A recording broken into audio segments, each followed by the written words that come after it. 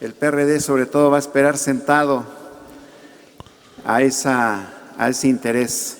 Vamos a ganar el 24, mi querido senador, sin duda alguna.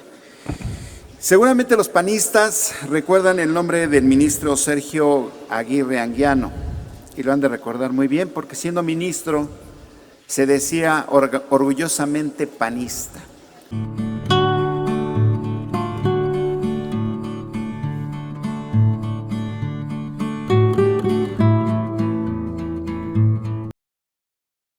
Vamos a ir a esta sesión del Senado de México, hoy 29 de noviembre del 2023. Hoy el Senado de México rechaza la terna propuesta por el presidente López Obrador para ocupar el vacante en la Suprema Corte de Justicia de la Nación, vacante que dejó Arturo Saldívar. Pero antes vamos a escuchar al senador Juan Fósil, que dice que Norma Piña ha dicho que la Suprema Corte de Justicia de la Nación está para cuidar la Constitución. Una gran mentira.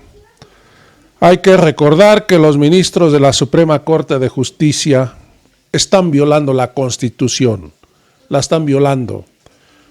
No están respetando que la Constitución dice claramente que ningún funcionario de ningún poder puede ganar más que el presidente López Obrador.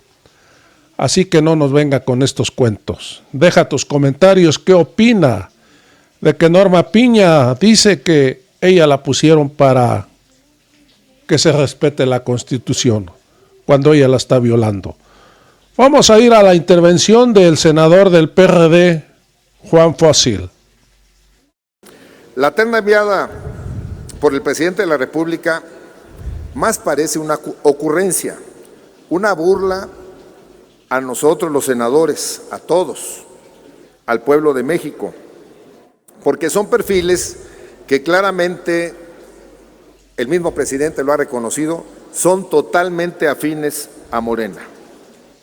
Porque el presidente, cuando la Suprema Corte falla en contra de alguna cuestión que a él le interese, dice que son contrarios, que son conservadores. Cuando votan a favor de sus propuestas, entonces el señor está feliz. Pero esa es la autonomía que debe tener la Suprema Corte de Justicia de la Nación, esa es la división de poderes, y este Senado debería tener la personalidad, la calidad de también saber distinguir esa división de poderes y actuar en consecuencia. Arturo Saldívar, el ministro saliente, fue propuesto por Felipe Calderón, por cierto. Él tenía una amplia carrera académica en la Escuela Libre de Derecho y un muy exitoso despacho jurídico.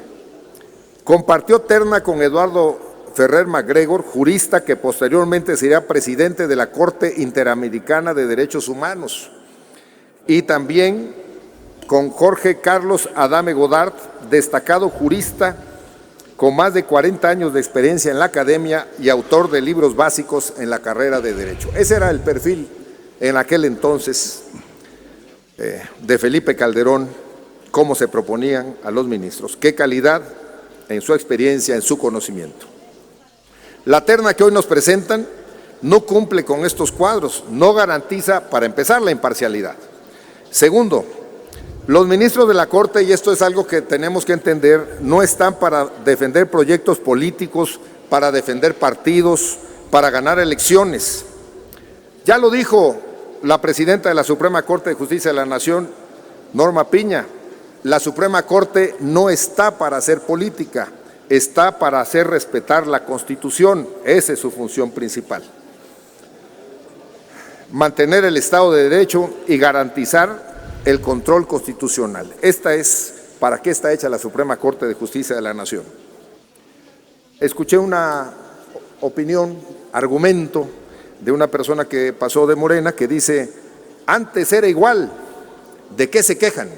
O sea, ¿este es el cambio que ustedes propusieron? ¿Ser iguales que los anteriores?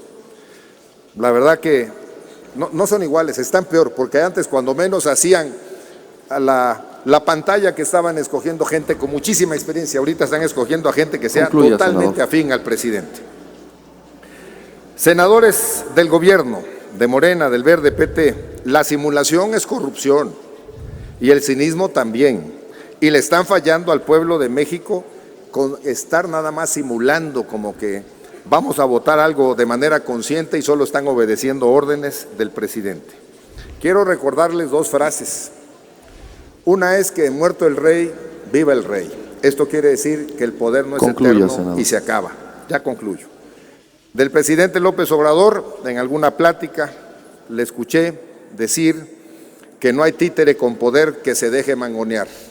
Así que en las decisiones que tomen, también tómenlo en cuenta, porque a veces creen que van a estar eternamente en el poder y yo espero que en el 24 estén fuera.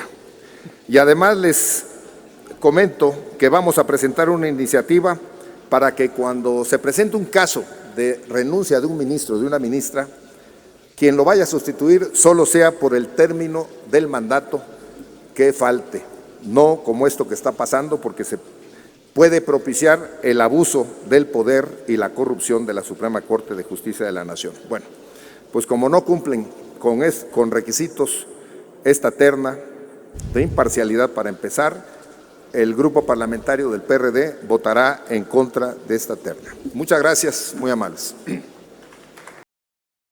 Ahora vamos a ir a la contestación que da el senador Nabor Rojas. Y es que el Senado rechaza la terna propuesta por el presidente López Obrador. Hay que recordar que el presidente tiene que mandar otra terna. Y si vuelven a hacer lo mismo, ¿qué creen, amigos y amigas?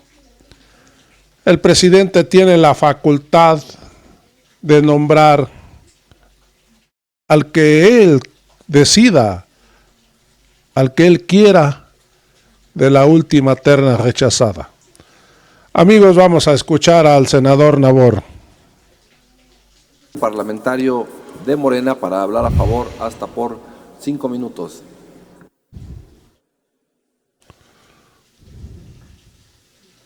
Con su venia, señor presidente, el PRD sobre todo va a esperar sentado a ese interés. Vamos a ganar el 24, mi querido senador, sin duda alguna. Seguramente los panistas recuerdan el nombre del ministro Sergio Aguirre Anguiano, y lo han de recordar muy bien, porque siendo ministro se decía orgullosamente panista. Pero debo de reconocer que siendo orgullosamente panista y ministro de la Corte, era un buen jurista y hay que reconocer también hizo buen trabajo como ministro. Es decir, aunque era panista y lo decía orgullosamente, eso no quitó que fuera un buen ministro. Pero también los priistas se han de acordar muy bien de Miguel Montes García, aquel que fue del caso Colosio, recordarán, o a Salvador Rocha o a Trinidad Lanz Cárdenas. Bueno, pues ellos también se decían orgullosamente partidistas y tampoco les vamos a quitar el mérito que quizá alguna vez, aunque fueron partidistas, contribuyeron en algo al tema judicial. Porque me da mucho interés que suben aquí la oposición a hablar de autonomía, de imparcialidad. Yo pregunto, ¿la hay? ¿Realmente ha habido autonomía e imparcialidad cuando es sabido de todos que toda la estructura del Poder Judicial fue armada hace muchos años por Gil Suárez? Es decir, toda esta estructura, la infraestructura incluso del Poder Judicial, es totalmente partidista y está del lado de la derecha. Y eso lo sabemos todos. Parte de importante la impunidad de nuestro país se da justamente por este contubernio entre el Poder Judicial y muchos delincuentes de cuello blanco. Yo quiero decirles, vean nada menos las cifras, las encuestas. El Poder Judicial es el que más está desaprobado por la población, por justamente todas las decisiones que sacan en detrimento de la población, que es a la que justamente deben de proteger, pero que sin embargo tienen muchos, el porcentaje de fallos en contra de la población es enorme. Es decir, se ha ponderado el apoyo a narcotraficantes, a delincuentes, que en lugar de la población. Por eso digo, hay imparcialidad, hay autonomía. Hoy vemos que el Poder Judicial está lleno de corrupción, de intereses, y ha mellado más a la población, más que nunca. Repito, también dice la oposición que el presidente quiere someter al Poder Judicial. Nada más falso que esa aseveración. Nunca como en este momento el Poder Judicial ha rebasado sus atribuciones para entrometerse en la vida del Poder Ejecutivo y del Poder Legislativo. Y además es juez y parte cuando hay temas que les añaden. Por eso yo les conmino mejor a que hagamos una reforma profunda al Poder Judicial. No le tengamos miedo, metamos mano a una reforma sustancial del Poder Judicial en donde no solo revisemos los altos sueldos que ganan, todas las canonjías que reciben, sino también justamente checar que los perfiles realmente sean imparciales y objetivos. Quiero comentarles también que en 1995, ya lo había dicho, en el 88 se acuña el término prianismo, pero en 1995 se reafirma cuando Ernesto Zedillo, en compañía del PAN, ellos desaparecen a la Suprema Corte de Justicia. Entonces, ahí sí querían someter al Poder Judicial. Hoy ha sido muy respetuoso el presidente cuando dice que queremos un Poder Judicial imparcial, que queremos un Poder Judicial que vale y que vele por la justicia. Yo creo que es muy importante, pero muy importante, que hoy la justicia vaya de la mano del derecho. Se presentaron el perfil de 3 personas, de 3 mujeres preparadas. Los que las escuchamos estamos totalmente sabidos de que son gente preparada. De hecho, ya lo comentaron algunos compañeros de la oposición. Gentes que trabajaron en gobiernos diferentes, gentes no solo preparadas, sino gentes intachables y honestas. Se me hace muy desagradable que vengan a tratar de desacreditar su trayectoria académica y profesional por el decir que simpatizan o se adhieren a un esquema de transformación del país.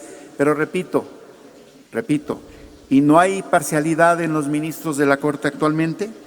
Su afinidad por los pensamientos de transformación no puede ser un argumento de discriminación de ninguna manera para personas tan preparadas como ellas. Yo estoy cierto que cualquiera de las 3 que podamos elegir va a ser un muy buen papel, porque estoy cierto que más allá de intereses personales o partidarios, cada una de ellas quiere este México. Pugnemos por una reforma judicial. Los invito a que vayamos a una reforma judicial. Y la bancada de Morena, del PT y del Verde, estamos ciertos y creemos que cada una de ellas cumple con el perfil adecuado para defender al país y para que la justicia vaya de la mano del derecho. Es cuanto.